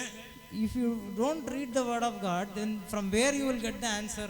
நீ தேவனுடைய வார்த்தையை படிக்காம வாசிக்காம நீ எங்க இருந்து தேவனுடைய வார்த்தையை, தேவனுடைய சத்தத்தை கேட்க முடியும்? If you're reading the word of God, the Lord will speak through a particular verse. நீ கர்த்தருடைய வார்த்தையை வாசிப்பா என்றால், படிப்பா என்றால், தேவன் அந்த வார்த்தையின் மூலமாக தான் உன்னோடு பேசுவார். He will put a word, or he will speak through that particular word. அவர் ஒரு தனிப்பட்ட தன்னுடைய வார்த்தையினால உன்னோடு பேசுவார். See, that is very important. Many Christians, youth especially, they are not realizing that. இது நிறைய பேர் கிறிஸ்தவர்கள் அறியாம இருக்கிறாங்க. வேதத்தை வாசிக்கும் போது தேவன் பேசுவார், வேதத்தை அதிகமாக தியானிக்க தேவன் பேசுவார் என்பதை அறியாமல் இருக்கிறார்கள். So they want something from God. நிறைய பேர் ஆண்டவரிடத்துல நிறைய காரியங்களை விரும்புறாங்க, பெற்றுக்கொள்ள விரும்புறாங்க. They are praying, அவங்க ஜெபிக்கிறாங்க, but they are not receiving. Why? ஆனா பெற்றுக்கொள்ளவில்லை. ஏன்? Because the Lord wants to tell something to us before that. கர்த்தர் நம்மிடத்துல ஏதோ சொல்ல விரும்புகிறார். So there may be some things in our life that we may have to change. நம்முடைய வாழ்க்கையில ஒரு சில காரியங்களை மாற்றிக் கொள்ள வேண்டிய ஒரு சில காரியங்கள் இருக்கிறது. So waiting and listening to the voice of God is very important. கர்த்தருடைய வசனத்துக்காக காத்திருப்பதும் அவருடைய சத்தத்துக்கு செவி கொடுப்பதும் மிக மிக முக்கியமான ஒரு காரியம். Waiting in his presence is very important. அவருடைய சமூகத்திலே காத்துக்கொண்டே இருப்பது மிக மிக மிக முக்கியமான ஒரு காரியம். People, you know how it is like when I will tell you an example. நான் உங்களுக்கு ஒரு உதாரணத்தை கூற So விரும்புகிறேன். when we go to a website like Amazon, ஒரு வெப்சைட்டுக்கு போறோம், அமேசான் வெப்சைட்டுக்கு so போறோம். you are ordering a particular thing, ஒரு குறிப்பிட்ட பொருளை நாம் பர்ச்சேஸ் பண்ணுகிறோம், and வாங்குகிறோம். they will immediately tell that it will come to you at this time and this date. அவங்க உடனே சொல்றாங்க, உங்களுக்கு நான் இந்த நேரத்துல இந்த நாள்ல இந்த நேரத்துல இதை உங்களுக்கு டெலிவரி பண்ணுவேன்னு சொல்றாங்க. The same thing they are expecting from God. அதே மாதிரி தான் அவர்கள் தேவனிடத்திலிருந்து எதிர்பார்க்கிறார்கள். See, God will definitely do it. கர்த்தர் நிச்சயமாக செய்வார்.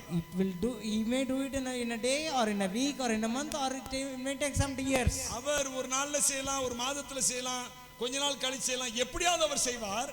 So that's what the Bible says. He is doing in his time. அதனால தான் பைபிள் சொல்லுகிறது, அவர் சகலத்தையும் அதனதின் காலத்திலே தன்னுடைய காலத்திலே நேர்த்தியா செய்திருக்கிறார் என்று சொல்லி. So even if you shout or dance, nothing is going to happen. நீங்க சத்தம் போட்டாலும் சரி, கத்தினாலும் கதறினாலும் சரி, நடக்க போறது இல்ல. தேவன் தன்னுடைய நேரத்துல அவர் கண்டிப்பாக செய்வார். So unless and until you read the word of God, nothing is going to happen. நீங்க கர்த்தருடைய வார்த்தையை தியானிக்காம படிக்காம வேற ஒரு காரியமும் நடக்க போகிறது So இல்ல. there are many Christians who carry the Bible. நிறைய கிறிஸ்தவர்கள் They carry the Bible. நிறைய கிறிஸ்தவங்க பைபிளை சுமந்துட்டு போறாங்க. So but they never open their Bible. ஆனா ஒரு நாள் அவர்கள் பைபிளை திறக்கிறதே இல்லை. Just when they come to church, they open, they see, they close it, and the next Sunday only they are again opening it. அவங்க ஞாயிற்றுக்கிழமை வராங்க, பாஸ்டர் சொல்ற வார்த்தையை பைபிளை திறந்து படிக்கிறாங்க, திரும்ப வீட்டுக்கு போறாங்க, பைபிளை வைக்கிறாங்க, அடுத்த வாரம் சண்டே வரும்போது தான் திரும்ப பைபிள் எடுத்துட்டு வந்து திறக்கிறாங்க, சர்ச்சில் வச்சு தான் திறக்கிறாங்க. Then how God will talk to you? அப்புறம் எப்படி கர்த்தர் உங்களோடு பேசுவார்? So you have to read the word of God. எனவே நீங்க கர்த்தருடைய வார்த்தையை படிக்க வேண்டும், வாசிக்க வேண்டும். So what the Bible says, meditate on my word day and night. என்ன பைபிள் என்ன சொல்லுகிறது? என்னுடைய வார்த்தையை நீ இரவும் பகலும் தியானித்துக் கொண்டிரு. That is what it says. அதுதான் சொல்லுகிறது வேதம். Then only there will be a communication, two-way communication.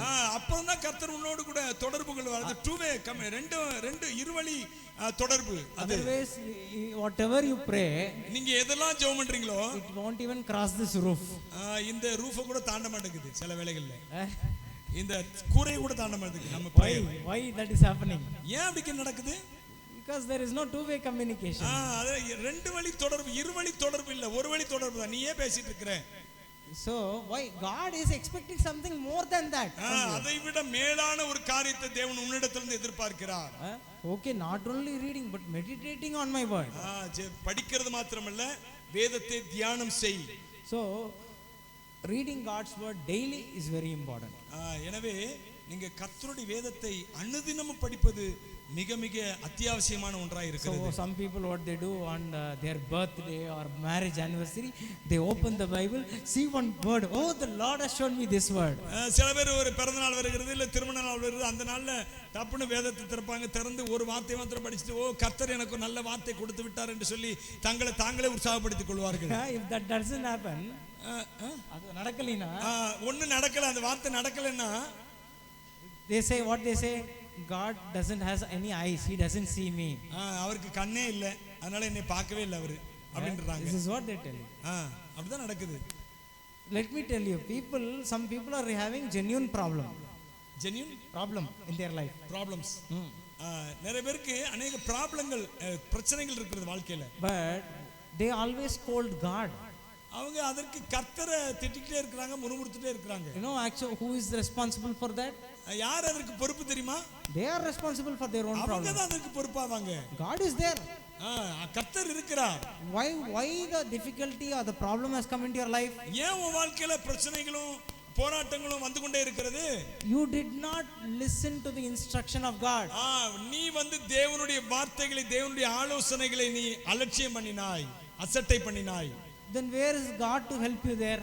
அவர் எப்படி? Then where is God to help you there? உனக்கு எப்படி அவர் ஹெல்ப் பண்ண முடியும்? உனக்கு எப்படி அவர் உதவி செய்ய முடியும்? He says, my son, my daughter, go in this way. அவர் சொல்லுவாரு, என் மகனே, என் மகளே, இந்த வழியில நீ போ என்று சொல்லுவார். No Lord, I don't want that, I will go in this way. நான் ஆண்டவரே, நான் அப்படி அல்ல ஆண்டவரே, இப்படி இந்த வழியா போறேன்னு நாம போனோம்னா என்ன செய்ய முடியும்? So taking own decisions, wrong decisions in your life. உன்னுடைய வாழ்க்கையில அநேக வேளைகள்ல தவறான முடிவுகளை எடுக்கிறாய். So example I'll tell you, many people, many youth especially, they will fall for one thing. நிறைய வாலிப பிள்ளைகள் ஒரு காரியத்துல விழுந்து போறாங்க. choosing the wrong life partner. அவங்க தன்னுடைய வாழ்க்கை துணையை தேர்ந்தெடுக்கிறதுல அநேகர் விழுந்து போறாங்க. They say I want like this only, like that only. அவங்க சொல்றாங்க நான் எனக்கு இப்படித்தான் வேணும், எனக்கு அப்படித்தான் வேணும். God has already planned even before your birth.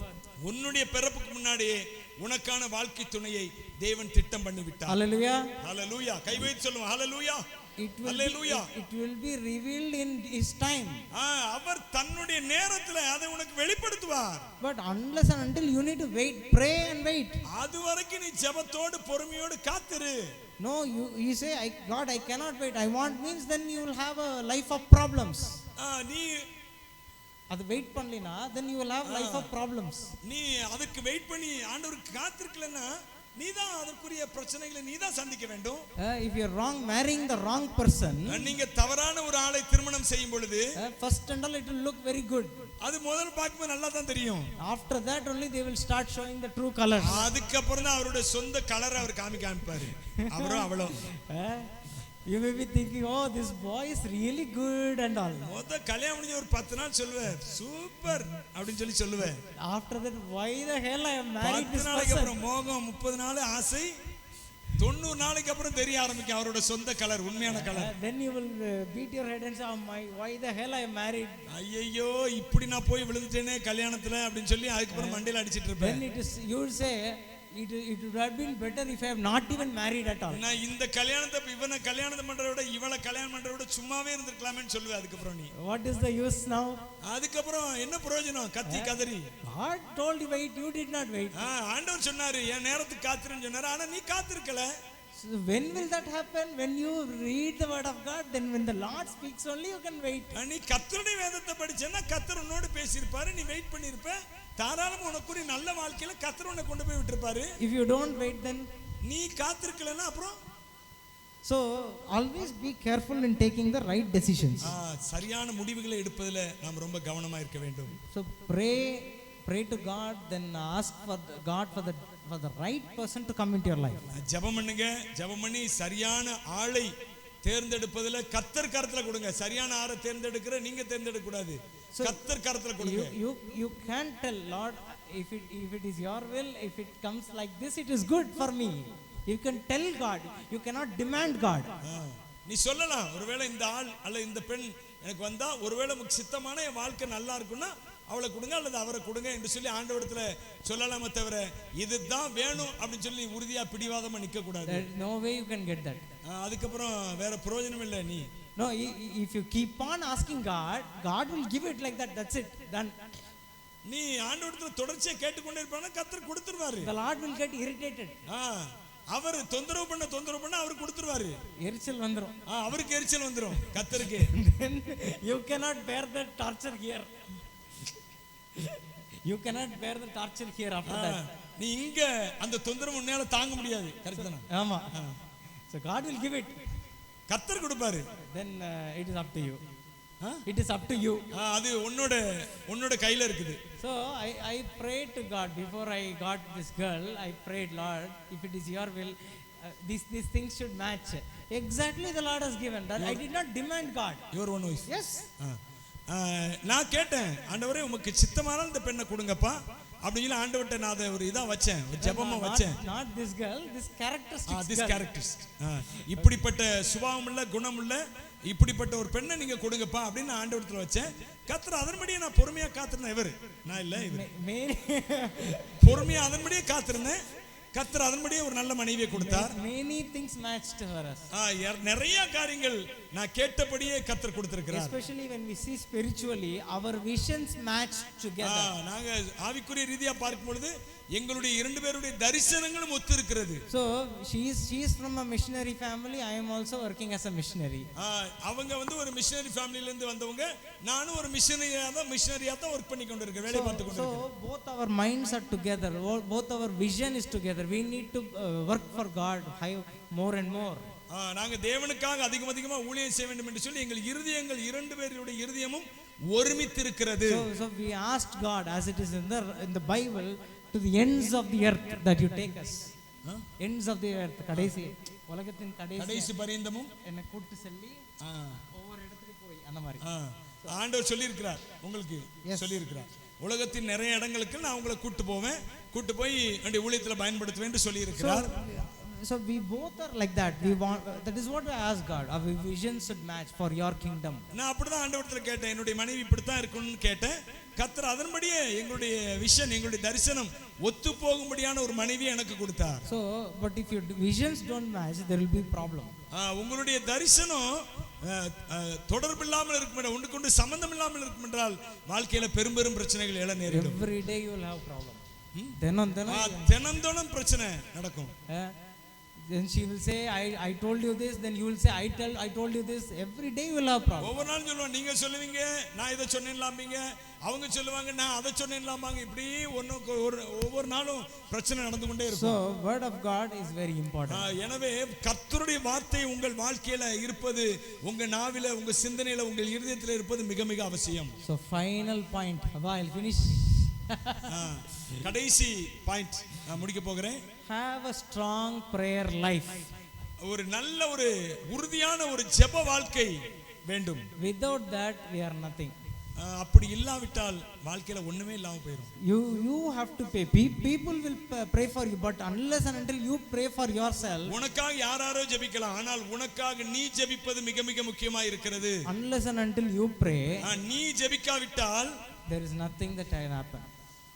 Nothing will happen in your life. உன்னுடைய வாழ்க்கையில பெருசா ஒண்ணு நடக்காது. நீ ஜெபிக்காவிட்டால் பெருசா ஒண்ணு நடக்காது. So let me take me as an example. நான் ஒரு உதாரணத்தை அதற்காக சொல்ல விரும்புகிறேன். So I am there. I have a vision. The Lord has given a vision to me. எனக்கு ஒரு தரிசனம் கொடுத்தார், கர்த்தர் எனக்கு ஒரு தரிசனம் கொடுத்தார். Okay, so the Lord is so I before coming here only, the Lord put in my heart that you have to go to Philippines. இங்க வரதுக்கு முன்னாடி தான் பிலிப்பீன்ஸ் போகணும்னு சொல்லி. ஆமா ஆமா, இங்க வர்றதுக்கு முன்னாடி நீ பிலிப்பீன்ஸ் போக வேண்டும் என்று சொல்லி கர்த்தர் ஒரு எண்ணத்தை கொடுத்தார். So I identified, I know some servants of God who are in Philippines working there. நான் अनेक ஊழியக்காரரை தொடர்பு கொண்டேன். பிலிப்பீன்ஸ்ல இருக்கிற अनेक ஊழியக்காரரோடு பேசினேன். Yes, so but unless and until if it is the will of God, I cannot go there. Unless and until pray and get the will of God. நான் வந்து கர்த்தருடைய சித்தம் இல்லாம நான் வந்து அங்க பிலிப்பீன்ஸ்க்கு போக முடியாது. So even if I have the money, so I spoke to my brother on that day from in Philippines recently 2-3 days back. நான் பிலிப்பீன்ஸ்ல இருக்கிற என்னுடைய சகோதரரோடு 2 நாட்களுக்கு முன்பாக பேசினேன். So I told brother, the Lord put a thought like this for me to come to Philippines. நான் அவரிடத்துல சொன்னேன், சகோதரரே நான் இது மாதிரி பிலிப்பீன்ஸ் வருவதற்கு கர்த்தர் என்னோடு பேசி இருக்கிறார் என்று சொன்னேன். So what he said, அவர் என்ன சொன்னார்னா, brother, both of us we will pray. நம்ம ரெண்டு பேரும் ஜெபம் பண்ணுவோம். In the month of January we will decide whether you come or not. ஜனவரி மாதத்துல நாம வந்து நீ வரணுமா வேண்டாமா என்பதை நாம ரெண்டு பேரும் ஜெபம் பண்ணி முடிவு பண்ணுவோம். So God has given the vision. அவர் கர்த்தர் எனக்கு ஒரு தரிசனத்தை கொடுத்தார். So when I called my brother, he said, the Lord put a seed that he wants me to come and worship with you, serve with you.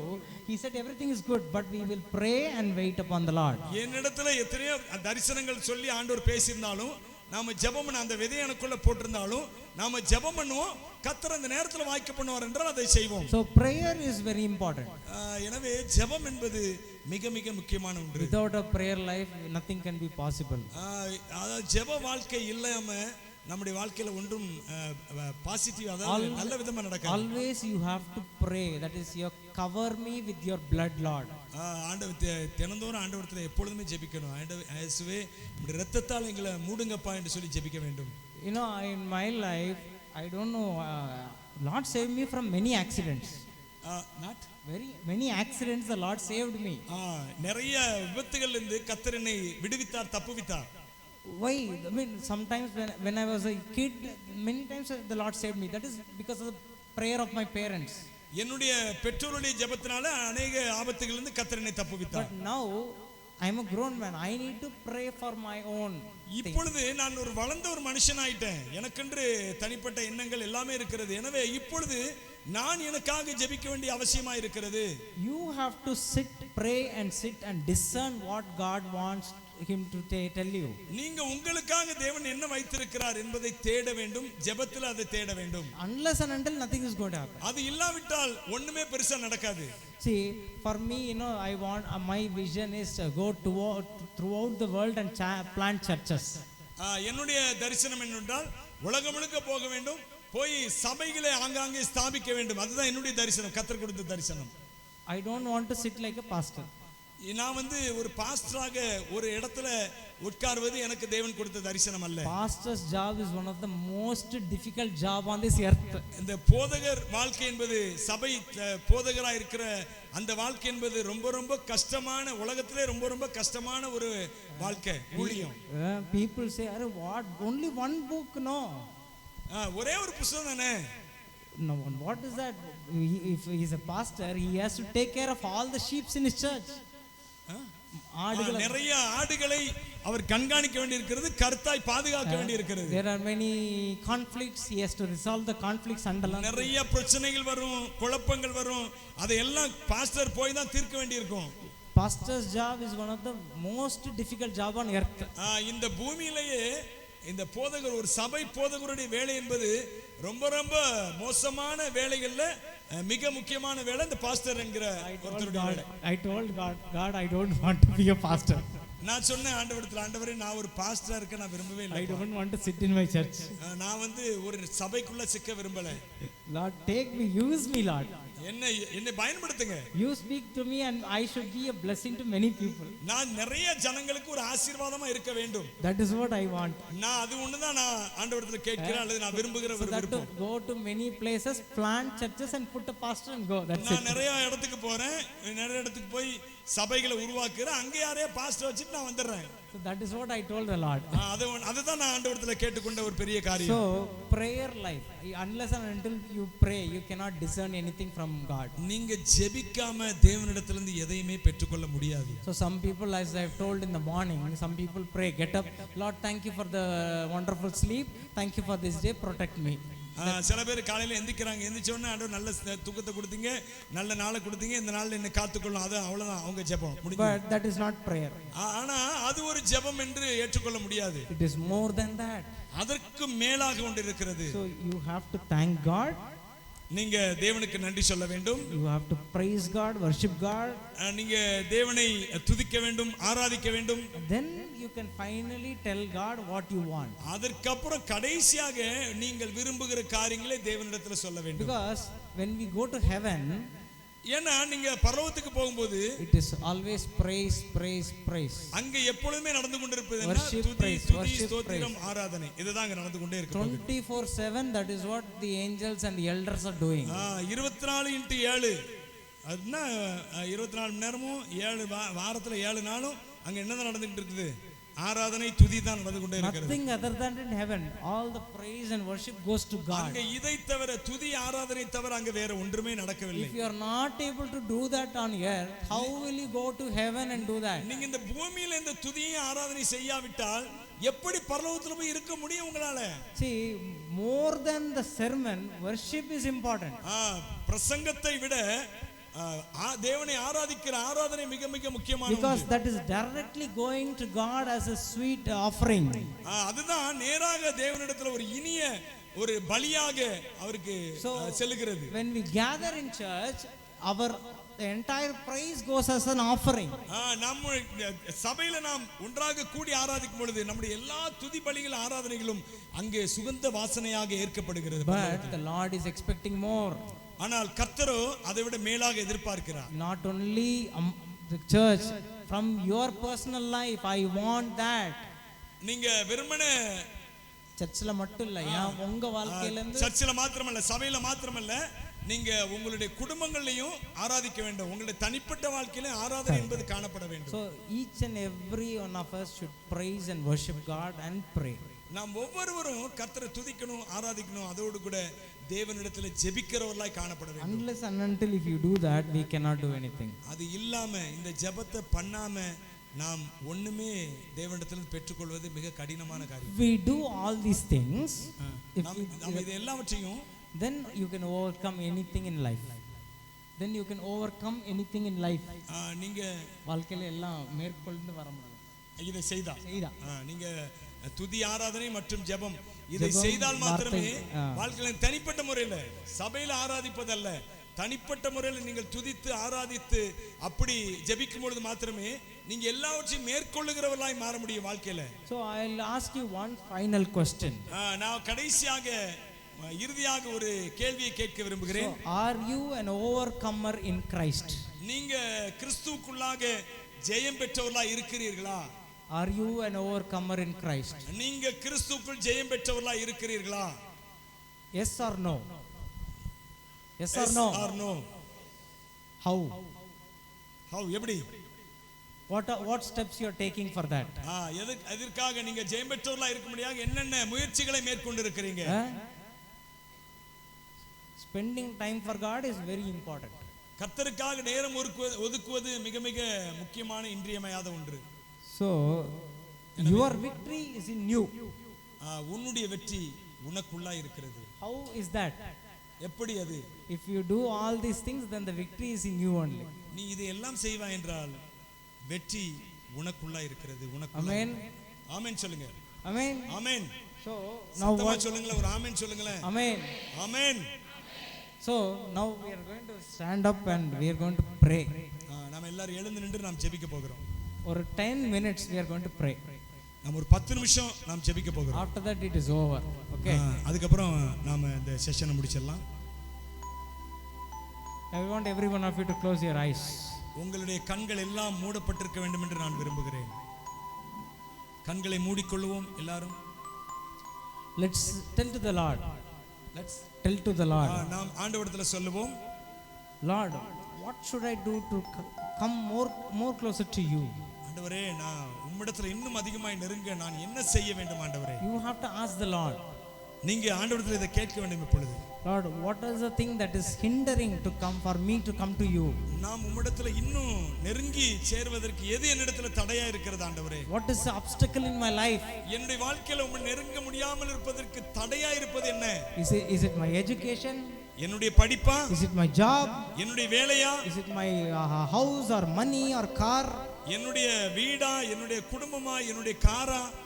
What is the thing? அது என்னது ஆண்டவரே? Lord, you have to ask the question in you. நீங்க உங்களுக்குள்ளே இந்த கேள்வியை கேட்கணும். நீங்க what is hindering me from reaching God? நான் தேவனை நெருங்குவதற்கு எனக்கு தடையா இருப்பது, இடையூறா இருப்பது என்னது? Unless and until you take a decision, nothing can happen. இன்றைக்கு நீங்கள் ஒரு முடிவு எடுக்காமல் ஒரு பெரிய காரியம் உங்க வாழ்க்கையில நடைபெற போவதே இல்லை. See, we are living in the modern world. நாம் ஒரு நவீன உலகத்துல வாழ்ந்து கொண்டிருக்கிறோம். Many things happening. நிறைய காரியங்கள் இந்த உலகத்துல நடந்து கொண்டிருக்கிறது. But how we can overcome? நாம் எப்படி இதெல்லாம் ஜெயித்து மேலே வர போகிறோம்? Many sins, many temptations. நிறைய சோதனைகள், நிறைய பாவங்கள். How are we going to win and overcome these things? நான் இந்த காரியங்களை எல்லாம் எப்படி ஜெயித்து மேலே ஏறி வர போகிறோம்? You have to question yourself. நீங்க உங்களை பார்த்தே உங்களுக்குள்ளாகவே இந்த கேள்வியை கேட்க வேண்டிய நேரம் இது. You may be living in a sinful life.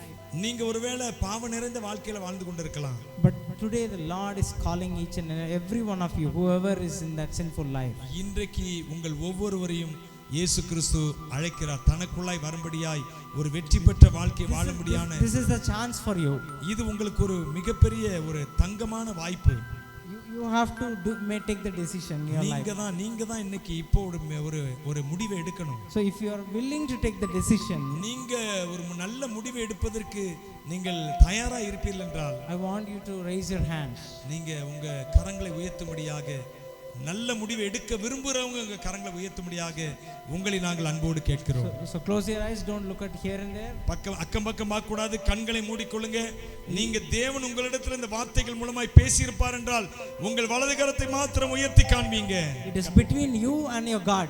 இது உங்களுக்கும் உங்கள் தேவனுக்குமான ஒரு காரியம். இது He is our God. அவர் நம்முடைய தேவன். இவர் But he is also my God. அவர் என்னுடைய தேவன். You have to own him. You have to own him. ஆமா, அவர் உங்களுக்கு சொந்தமான தேவன். He is related to you. அவர் உங்களுக்கு சொந்தமானவர். And you have to remember that first. அத முதல்ல நீங்க ஞாபகம் வைத்துக் கொள்ள வேண்டும். He is my God. அவர் என்னுடைய தேவன். He is our God. அவர் நம்முடைய தேவன். But first of all he is my God. my அதுக்கு God. எல்லாவற்றுக்கும் முன்பாக அவர் என்னுடைய தேவன். More than your relatives, more than your parents, he is your first priority should go to him. உன்னுடைய பெற்றோர்களை விட, உன்னை சொந்த பந்தங்களை விட உன்னுடைய முன்னுரிமை தேவனுக்கானதா இருக்க வேண்டும். If you place God in the top, everything will follow. உன்னுடைய தேவனை நீ எல்லாவற்றுக்கும் மேலான ஒரு உன்னத இடத்துல வை, எல்லாம் உனக்கு பின்பாக வந்து கொண்டே இருக்கும். Same word that we read in the Bible, everything will follow. Everything will follow. எல்லாமே உங்களுக்கு தொடர்ந்து வரும். But when will that happen? ஆனா எப்ப அது நடக்கும்? When you put God first, when you give God the first position in your life. தேவனை முன்னாடி, உன்னுடைய எல்லாவற்றுக்கும் முன்னாக தேவனை நீ வைக்கும் பொழுது இது எல்லாமே உனக்கு பின்னாடி வந்து கொண்டே இருக்கும். Are you afraid that what is going to happen to my life? என்னுடைய வாழ்க்கையில என்ன நடக்க போகிறது என்று பயந்து கொண்டிருக்கிறாயா? What kind of job I'm going to get? என்ன வேலை எனக்கு கிடைக்க போகிறது என்று பயப்படுகிறாயா? What kind of person I'm going to marry? நான் எந்த விதமான மனுஷனை நான் திருமணம் செய்ய போகிறேன் என்று பயந்திருக்கிறாயா? How I am going to live? நான் எப்படி வாழ போகிறேன்? How which city, which country I'm going to live? நான் எந்த நாட்டுக்கு, எந்த தேசத்துக்கு, எந்த நகரத்துக்கு நான் போக போகிறேன்? All these worries in our life, all worries, கவலைகள். இந்த கவலைகள் எல்லாம் உன்னுடைய வாழ்க்கையில் அதிகமா இருக்கிறதா? Everything submit it into the Lord. எல்லாவற்றையும் தேவனுடைய சமூகத்தில், அவருடைய பாதத்தில் கொண்டு வா. He is the one who can give the correct answer for that. அவர் ஒருவரே உனக்கு அதற்கான சரியான பதிலை கொடுக்கக்கூடியவர் என் இயேசு ஒருவரே. Even before you were born, even in your mother's womb, the Lord knows about you. ஆமா, உன்னுடைய தாயின் கற்பத்தில் உருவாக்கும் முன்பே அவர் உன்னுடைய தாயின் வயிற்றில் இருக்கும்போதே, கற்பத்தில் இருக்கும்போதே அவர் உன்னை அறிந்த தேவன். He knows everything in your life. அவர் எல்லாவற்றையும் அறிந்திருக்கிறார். He knows when to give, what to give. அவருக்கு உனக்கு எப்பொழுது கொடுக்க வேண்டும், எதை கொடுக்க வேண்டும் என்று அவர் நன்றாக அறிந்து வைத்திருக்கிறார். So you have all the one thing you need to do is trust the Lord. ஒரே ஒரு காரியம், நீ செய்ய வேண்டிய ஒரு காரியம், தேவனை முழுவதுமாய் நம்பு. So if you are willing to make the decision, raise your hands today. இப்படி ஒரு முடிவை நீங்க எடுக்கிறீங்கன்னா மாத்திரம் உங்க வலது கரத்தை உயர்த்தி காண்பீங்க. Tell the Lord, கர்த்தரிடத்துல சொல்லுங்க, Lord, I put my entire trust in you. நான் என்னுடைய முழு நம்பிக்கை உம்மேல் வைக்கிறேன். Lord, without you I am nothing. நீர் இல்லாம நான் ஒண்ணுமே இல்ல ஆண்டவரே சொல்லுவோம். Lord, I don't believe my studies, I don't believe my job, I don't believe anything. ஆண்டவரே, நான் இந்த உலகத்துல என்னுடைய படிப்பையோ, என்னுடைய வேலையோ, இந்த உலகத்துல இருக்கிற மற்ற எதையுமே நான் நம்ப போவதில்லை. More than anything I put my entire trust on you. எல்லாவற்றையும், இந்த உலகத்துல இருக்கிற எல்லாவற்றையும் விட என்னுடைய முழு நம்பிக்கையும் உம்மேல் வைக்கிற ஆண்டவரே. Then when you tell like that with a full open heart, நீங்க இத உங்களுடைய முழு இதயத்தோடு இத தேவனிடத்துல சொல்லும் பொழுது, the Lord is honoring that. அவர் அந்த எண்ணத்தை, அந்த ஒப்புக்கொடுத்தலை கனம் பண்ணுகிற தேவனாய் இருக்கிறார். Hallelujah.